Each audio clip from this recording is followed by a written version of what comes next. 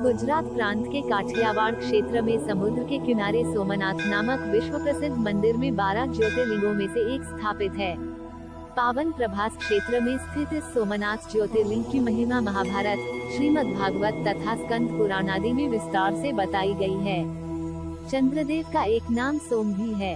उन्होंने भगवान शिव को ही अपना नाथ स्वामी मानकर यहाँ तपस्या की थी, इसीलिए इसका नाम सोमनाथ हो गया।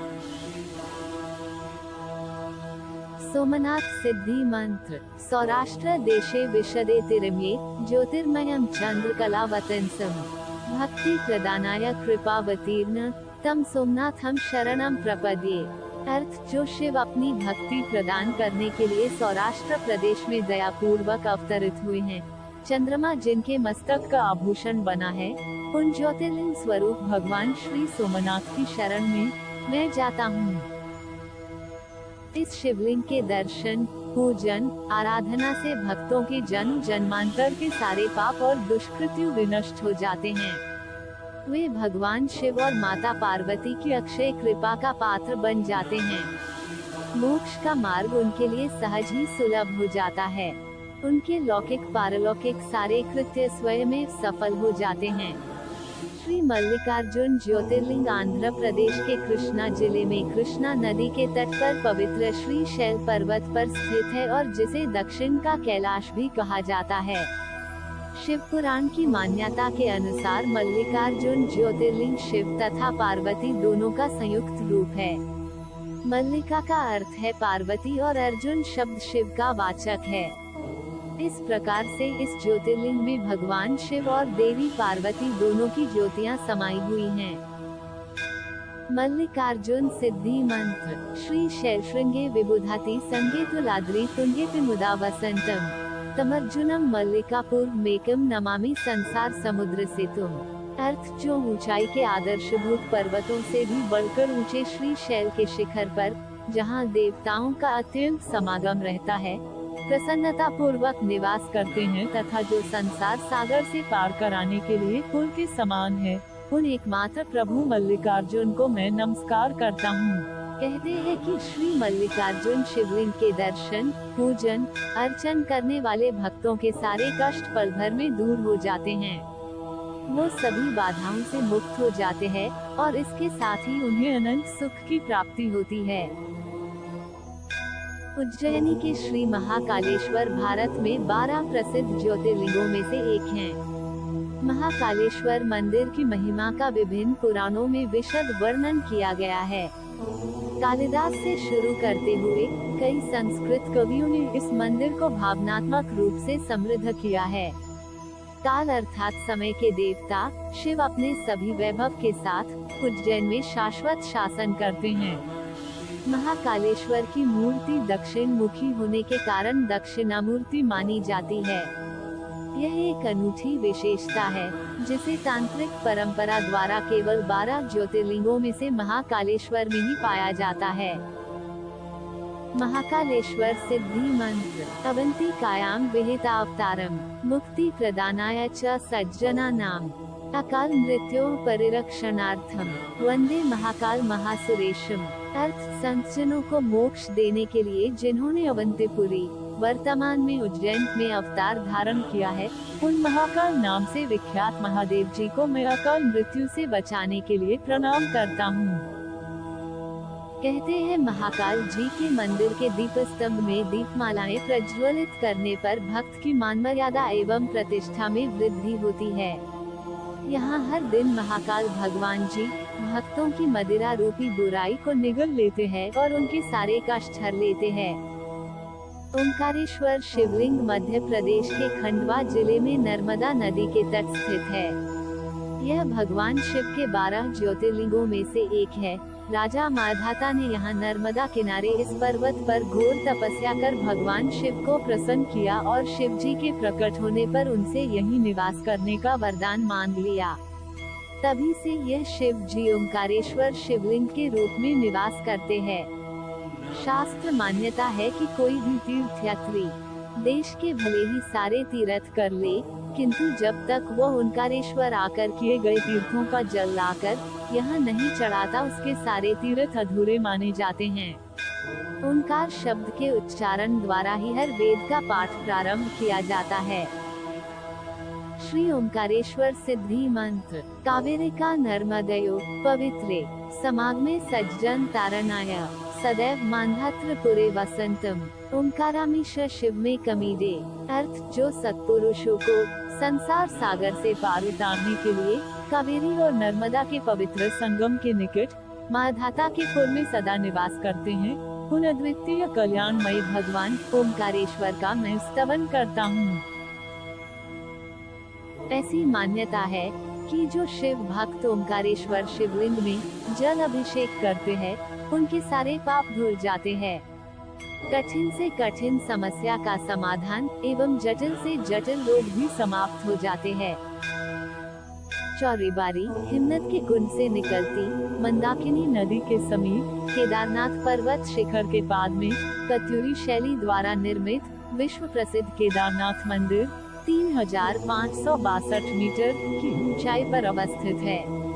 इसे 1000 वर्ष से भी पूर्व का निर्मित माना जाता है। जनश्रुति है कि इसका निर्माण पांडवों या उनके वंशज जन्मेजय द्वारा करवाया गया था। इस ज्योतिर्लिंग की स्थापना का इतिहास संक्षेप में यह है कि हिमालय के केदार श्रृंग पर भगवान विष्णु के अवतार महातपस्वी नर और नारायण ऋषि तपस्या करते थे। उनकी आराधना से प्रसन्न होकर भगवान शंकर प्रकट हुए और उनके प्रार्थनानुसार ज्योतिर्लिंग के रूप में सदा वास करने का वर प्रदान किया। यह स्थल केदारनाथ पर्वतराज हिमालय के केदार नामक श्रृंग पर स्थित है। केदारनाथ सिद्धि मंत्र। महाद्रिपार्श्चे च तट्रमन्तम् संपूज्य मानं सततं मुनीन्द्रं सुरासुरयक्ष महोर्गाद्याः केदार मीशम शिवमेकमीडे। अर्थ, जो महागिरी हिमालय के पास केदार श्रृंग के तट पर सदा निवास करते हुए मुनीश्वरों द्वारा पूजित होते हैं तथा देवता, असुर, यज्ञ और महान सर्प आदि भी जिनकी पूजा करते हैं, उस कल्याणकारक भगवान केदारनाथ की वंदना प्रार्थना करता हूँ। ऐसा माना जाता है कि बाबा केदारनाथ का दर्शन सरल नहीं होता, परंतु कठिन परिस्थितियों से गुजरकर केदारनाथ शिवलिंग के दर्शन मात्र से समस्त मनोकामनाएं पूर्ण हो जाती है। एक जन्म में दर्शन करने से आने वाले 2 जन्मों के पापों से मुक्ति मिल जाती है। भीमाशंकर महादेव शिवलिंग पुणे के निकट काशीपुर में स्थित सह्याद्री नामक पर्वत पर है। इसी मंदिर के पास से भीमा नामक एक नदी भी बहती है। यह भगवान शिव का प्रसिद्ध मंदिर और तीर्थ स्थान है। यहाँ का शिवलिंग काफी मोटा है, जिसके कारण इन्हें मोटेश्वर महादेव भी कहा जाता है। पुराणों में भी इसका वर्णन मिलता है। शिव पुराण में कहा गया है कि पुराने समय में कुंभकर्ण का पुत्र भीमा नाम का एक राक्षस था, जो अपने पिता की मृत्यु का प्रतिशोध लेना चाहता था। उसने कठोर तप कर ब्रह्मा जी से विजयी होने का वरदान प्राप्त किया। युद्ध में उसने देवताओं को भी परास्त कर दिया। उसने सभी तरह के पूजा पाठ बंद करवा दिए। अत्यंत परेशान होने के बाद सभी देव भगवान शिव की शरण में गए। लड़ाई में भगवान शिव ने दुष्ट राक्षस को राख कर दिया और इस तरह अत्याचार की कहानी का अंत हुआ। भगवान शिव से सभी देवों ने आग्रह किया कि वे इसी स्थान पर शिवलिंग रूप में विराजित हो। उनकी इस प्रार्थना को भगवान शिव ने स्वीकार किया और वे भीमाशंकर ज्योतिर्लिंग के रूप में आज भी यहाँ विराजित हैं। भीमाशंकर सिद्धि मंत्र। यम डाकिनी शाकिनी का समाजे निषेव्य मानम पिशिता शनैशिच सदैव भीमा दिपद प्रसिद्धम तम शंकरम भक्तहितम नमामि। अर्थ, जो डाकिनी और शाकिनी वृंद में प्रेतों द्वारा सदैव सेवित होते हैं, उन भक्ति हितकारी भगवान भीमा शंकर को मैं प्रणाम करता हूँ। लोगों का दृढ़ विश्वास है कि भीमाशंकर शिवलिंग के दर्शन प्राप्त करने वाले भक्तों पे कभी जादू टोने और बुरी नजर का असर नहीं होता है और राहु केतु की अमंगल छाया सदा के लिए समाप्त हो जाती है। श्री विश्वेश्वर ज्योतिर्लिंग उत्तर प्रदेश के वाराणसी जनपद के काशी नगर में अवस्थित है। निराकार महेश्वर ही यहाँ भोलानाथ श्री विश्वनाथ के रूप में साक्षात अवस्थित हैं। ऐसा सुना जाता है कि मंदिर की पुनः स्थापना आदि जगत गुरु शंकराचार्य जी ने अपने हाथों से की थी। शिव महापुराण में विश्वेश्वर ज्योतिर्लिंग के महात्म्य एवं उनके उद्भव या प्राकट्य के संबंध में यह कथा वर्णित है कि जब केवल परमेश्वर ने एक से दो होने की इच्छा की तो वही परमात्मा सगुण रूप से शिव हो गए। शिवजी अर्धनारीश्वर रूप के भेद से दो रूप वाले हो गए, जिसमें पुरुष रूप शिव एवं स्त्री रूप पार्वती होकर अदृश्य हो गए और उसी सच्चिदानंद रूप में मिलकर फिर स्वभावतः पुरुष और प्रकृति रूप में प्रकट हो गए। श्री विश्वेश्वर नाथ सिद्धि मंत्र। सानंद मानंद वने वसंत मानंद कंदम हतपाप वृंदम वाराणसी नाथम नाथ नाथम श्री विश्वनाथम शरणम प्रपद्ये। अर्थ जो स्वयं आनंद कंद हैं और आनंद पूर्वक आनंदवन वर्तमान में काशी में वास करते हैं, जो पाप समूह के नाश करने वाले हैं, उन नाथों के नाथ काशी श्री विश्वनाथ की शरण में मैं जाता हूँ। मान्यता अनुसार काशी में स्थित विश्वेश्वर लिंग मुक्तिदाता एवं संपूर्ण कामनाओं को पूर्ण करने वाला है। ऐसा माना जाता है कि शिवजी के इस क्षेत्र काशी में सभी को मुक्ति की प्राप्ति होती है तथा इस क्षेत्र में उत्पन्न हुआ चाहे वह स्वेदज, अंश, उद्भिज कोई भी जीव हो, मरने पर मोक्ष प्राप्त करता है। यहाँ किसी प्रकार की साधना सिद्धि की आवश्यकता नहीं है। जो मनुष्य काशी में आकर गंगा स्नान करता है वो पूर्व जन्म के संचित किए गए कर्म तथा इस जन्म में किए गए अशुभ कर्मों का विनाश कर मुक्ति की प्राप्ति करता है। त्रयंबकेश्वर ज्योतिर्लिंग मंदिर महाराष्ट्र प्रांत के नासिक जिले में त्रयंबक गांव में है।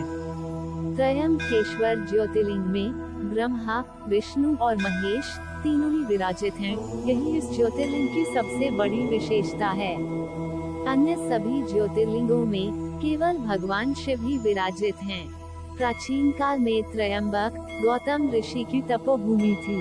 अपने ऊपर लगे गोहत्या के पाप से मुक्ति पाने के लिए गौतम ऋषि ने कठोर तप कर शिव से गंगा को यहाँ अवतरित करने का वरदान मांगा।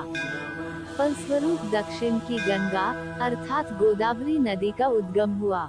गोदावरी के उद्गम के साथ ही गौतम ऋषि के अनुनय विनय के उपरांत शिवजी ने इस मंदिर में विराजमान होना स्वीकार कर लिया। 3 नेत्रों वाले शिवशंभु के यहाँ विराजमान होने के कारण इस जगह को त्रयंबक 3 नेत्रों वाले कहा जाने लगा। श्री त्रयंबकेश्वर सिद्धि मंत्र। सह्याद्रि शीर्षे विमले वसंतम गोदावरी तीर पवित्र देशे यद्दर्शनात् पातकमाशु नाशम प्रयाति तम त्रयंबक मीश्मिदे। अर्थ जो गोदावरी तट के पवित्र देश में सह्य पर्वत के विमल शिखर पर वास करते हैं, जिनके दर्शन से तुरंत ही पातक नष्ट हो जाता है, उन श्री त्रयंबकेश्वर का मैं स्तवन करता हूँ। जिस मनुष्य की कुंडली में काल सर्प दोष होता है वो भगवान शिव के महामृत्युंजय त्रयंबकेश्वर की पूजा कर इस दोष और कष्ट से मुक्ति प्राप्त कर सकते हैं। इस पूजा में पंडित मंत्रों का जाप करते हैं तथा जातक पूजा में विलीन होकर उन मंत्रों में खुद को समाहित करते हैं। इस प्रकार भगवान शिव जी स्वयं आपके जीवन से काल सर्प दोष को समाप्त कर देते हैं। वैद्यनाथ शिवलिंग झारखंड में अति प्रसिद्ध देवघर नामक स्थान पर अवस्थित है।